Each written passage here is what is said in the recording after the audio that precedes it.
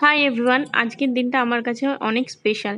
আজকের দিনে আমি প্রথম মা হয়েছি। আজকে আমার মেয়ের জন্মদিন। তো সকাল সকাল উঠে গেছি আর উঠে গিয়েই কাজবাজ শুরু করে দিয়েছি।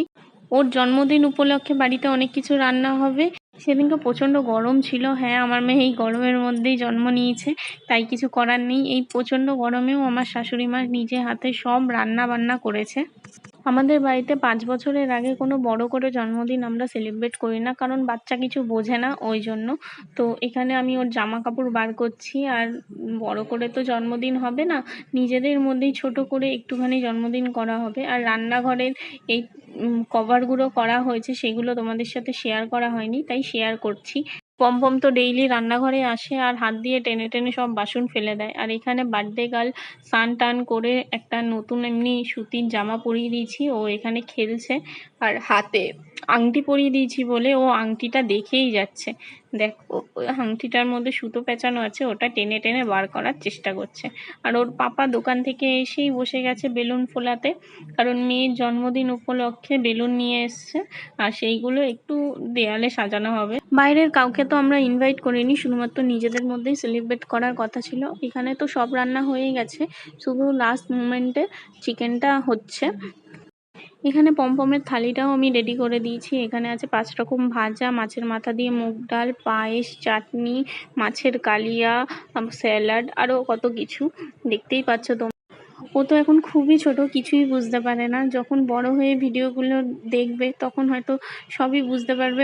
ওর জীবনের প্রথম জন্মদিন আমরা কিভাবে সেলিব্রেট করেছিলাম ও বড় হয়ে নিশ্চয়ই দেখবে। তখন ইউটিউবের পেজে এই ভিডিওটা সারা জীবন ওর জীবনের স্মৃতি হিসাবে রয়ে যাবে। আর ওর পাপা এখানে দরজা বন্ধ করে বেলুন ফোলাচ্ছিল। বেলুনগুলো দুমদাম করে ফেটে যাচ্ছে, যাতে ও না ঢুকতে পারে, ভয় পেয়ে যাবে হঠাৎ করে, ওই জন্য। আর আমার মেয়ের কাণ্ড দেখো, সেই দরজা খুলেই ওখানে ঢুকে গেছে। আমি এখন ওকে রেডি করাতে বসেছি, ও খেতে বসবে, ওই জন্য ওকে পড়াচ্ছি। ওরই অন্নপ্রাশনের হালদির ড্রেসটা দেখো, আমার মেয়েকে কত কিউট লাগছে, কিভাবে দাঁড়িয়ে আছে। আমার তো দেখতে এত ভালো লাগছে, মানে কি বলবো। দেখো কি সুন্দর গুড় গুড় করে হেঁটে আসবে। ওর ঠাম্মু আর দাদা ওকে এখন একটু পায়েস মুখে দিয়ে আশীর্বাদ করবে, আর এই জন্য এখানে বাবা বসে আছে আর ওকে ডাকছে, আর ও ওর দাদাকে ডাকছে।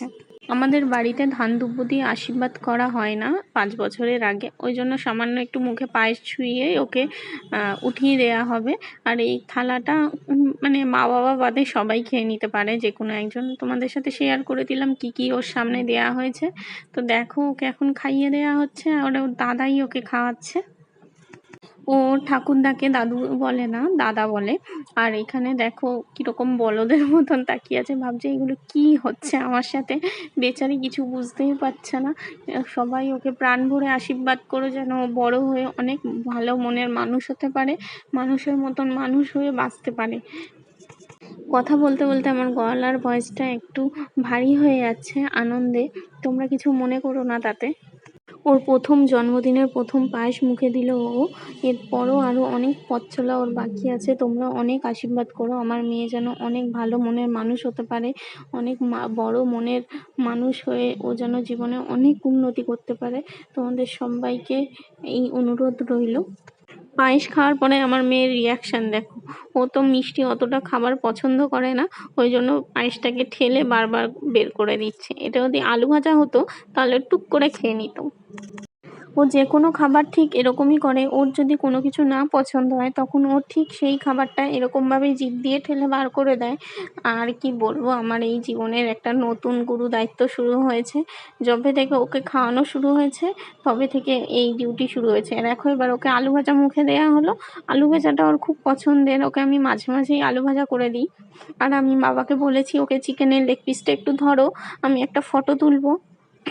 দেখো বাবার হাতে মানে মাংসের ঝোলটা ওর মুখে লেগে গেছে আর ঝাল পেয়েছে, এই গ্লাসে জল খাচ্ছে কিভাবে, কত কিউট লাগছে দেখতে। দেখো ভাইয়ের জন্য রাখি, ভাইয়ের সাথে কোনটা নেবে? নাও নাও নাও নাও নাও, কি নেবা? নাও না, কোনটা নেবা? দাম নাও নাও, কোনটা নেবে? নাও বাবু বসো।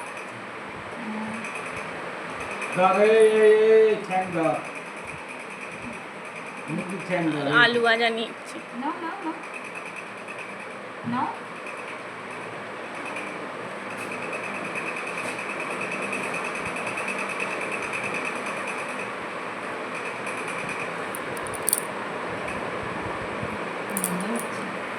দোলে দোলে দোলে। ওর খাওয়া দাওয়া তো হয়ে গেছে, ওর খাওয়া দাওয়া হয়ে সে উঠেও গেছে, এখন চারিদিকে দৌড়ে ঘুরে বেড়াতে ব্যস্ত। একদম খেয়ে দিয়ে ব্যাপারটাকে উল্টে দিয়ে বসে আছে উনি। এবার এসছে আবার দেখতে সব কাজকর্ম ঠিক হচ্ছে কিনা আমাদের ঘরের গিন্নি। ওর পাপা যেখানে থাকবে সেখানে ওর পেছনে পেছনে না গেলে ওর হয় না ব্যাপারটা ঠিক। আর এখানে আমি একটা ফটো তুলবো বলে বেলুনটা ওর হাতে দিয়েছি, ফটোটা আমাকে তুলতেই দিল না জানো। কি কষ্ট ওর সঙ্গে ফটোশ্যুট করা, যে কি বলবো। আগেও ছোটোবেলাও আমি অনেক ওর ফটোশ্যুট করেছি, পারলে কোনো এক সময় তোমাদের সাথে শেয়ার করবো। অনেক খাওয়া দাওয়া করেছো তো, এবার উনি এসছে ওনার ওষুধ বার করতে হজমের। তো খাওয়া দাওয়াগুলো হজম করতে হবে, রাত্রিবেলা আবার পার্টি আছে বন্ধুদের সঙ্গে। এই ছোট্ট মানুষটা সারাদিন যে কত কাজ করে তোমাদেরকে কি বলবো। এই আয়নার কাঁচটা যদি একবার খোলা পেয়েছে তাহলেই এই নিচের তাকে ওর ওষুধগুলো সব সাজানো থাকে, এখান থেকে একটা নেবে আরেকটা ফেলবে, আরেকটা নেবে একটা ফেলবে, এই করতে থাকে। এবার হাতে নিয়ে একটা সে চললো। কোনো কিছু তো প্ল্যান ছিল না, হঠাৎ করেই ঠিক হলো তোমার দাদা ভাইয়ের সব ফ্রেন্ডরা আসবে, তো ওদের জন্য লুচির হবে রাতে, তাই জন্য আমি ময়দা মাখতে বসেছি এখানে। দেখো আর তোমাদের দাদাভাই এসে ভিডিও করছে, আমি ময়দা মাখছি এদিকে। সন্ধে হয়ে গেছে আর আমার বাবা মা এসছে। আর আমার বাবা মা আমাদের বাড়ির গাছের কত আম নিয়ে এসছে দেখো, আমাদের বাড়িতে গেলে তোমাদের সাথে দেখাবো। ছোট্ট একটুখানি গাছ কিন্তু কত আম হয়েছে। আর আমার বাবা এরকম নিয়ে এসছে থোকায় থোকায় ঝুলিয়ে, যাতে ভিডিও করবো আমি, ফটো তুলবো, দেখতে ভালো লাগে ওই জন্য। আর আমার শাশুড়ি মা তো আম পেয়ে খুব খুশি, কারণ উনি আচার আম খেতে খুব ভালোবাসে। আর এই যে আমার বাবা এখানে বলছে যে গাছের আম দেখো। আর এখানে বেলুনগুলো লাগানো হয়েছে, সেগুলো তো তোমাদের সাথে শেয়ার করা হয়নি, শেয়ার করে দিলাম। আর এখানে আমার ননদও এসছে, ননদের ছেলেও এসেছে, আমার মা এই যে বসে আছে, সব দুষ্টুমি করছে দুজনে মিলে। আর এখানে আমার শাশুড়ি আর আমার বাবা দেখাচ্ছে, আম নিয়ে আলোচনা করছে। আর আমি এখানে সবার জন্য চা বসিয়েছি। আর আমার মেয়েকে দেখানো হচ্ছে আমটা ধরতে, আর ও ধরবে না। আমার বাবা বলছে ধরো ধরো ধরো, আর ও ধরবে না, ও ভয় পাচ্ছে, ব্যাপারটা ও বুঝতে পারছে না কি হচ্ছে। আর এখানে আমার ননদের ছেলেকে দেখো, ও আমটা ধরে ওর দিদুনকে গিয়ে দিয়ে আসছে, যে না বলতে চাইছে যে মনে হয় আমার বোনু ভয় পাচ্ছে, কেন ওকে দিচ্ছ, হ্যাঁ। এই জন্য ওর দিদুনকে এসে দিয়ে দিল। আর এই ড্রেসটা পরাবো ওকে, তো এই জন্য আমি ড্রেসটা বার করে নিয়েছি, এখন ওকে রেডি করিয়ে দেবো, কেক কাটিং হবে ওই জন্য। আর আমার মেয়ে ওইদিকে বসে আছে, আর সবাই এসেও গেছে বলতে গেলে, তাই জন্য ওকে চটপট করে রেডি করিয়ে দিচ্ছি আমি। আর ওকে রেডি করা না তো একটা যুদ্ধের সমান, ওকে রেডি করা আর যুদ্ধ করা দুটোই এক। ও যে কতবার রেডি হতে হতে দৌড়ে পালায় তার ঠিক নেই, জানো না। ওকে চুল বাঁধা, জামা পরানো, ডাইপার পরানো, সব বাচ্চাদের এই একই নিয়ম। আমার মানে আমার ননদের ছেলেও যখন ছোট ছিল তখনও ওকেও দেখতাম, আর এ হয়েছে এখন একেও দেখছি, দুজনেই এক। রেডি হতে ওদের যে কি বিরক্ত, আর ডাইপার পরতে ওদের যে কি বিরক্ত কি জানি। এই যে মহারানী রেডি হয়ে গেছে, ম্যাডাম আমাদের এখানে ঘুরে বেড়াচ্ছে। আমিও চট করে রেডি হয়ে আসি, সবাই মিলে একসাথে তারপর কেক কাটিং করব। তো চলো সাথে থেকেও দেখতে থাকো ব্লগটা। তোমাদের কেমন লাগলো ব্লগটা অবশ্যই লিখে জানিও। আর এখানে বাবা মা তো ওকে পায়েস খাওয়ায়নি দুপুরে, যেহেতু আসেনি তখন ওই জন্য, এখন তাই ওর মুখে একটু করে পায়েস ছুঁইয়ে দিচ্ছে।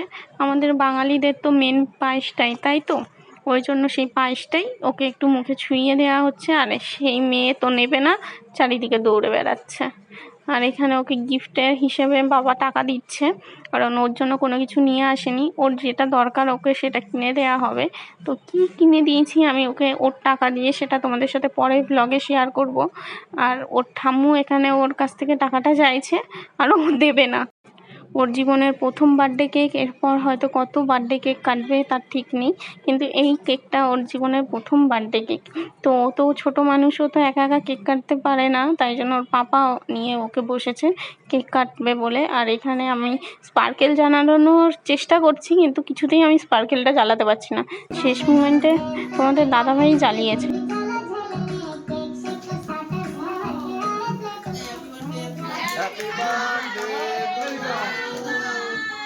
হ্যাপি বার্থডে হাততালি দে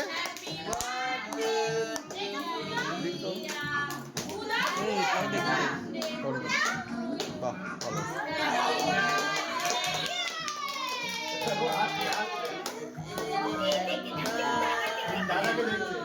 দাদাকে দেখছি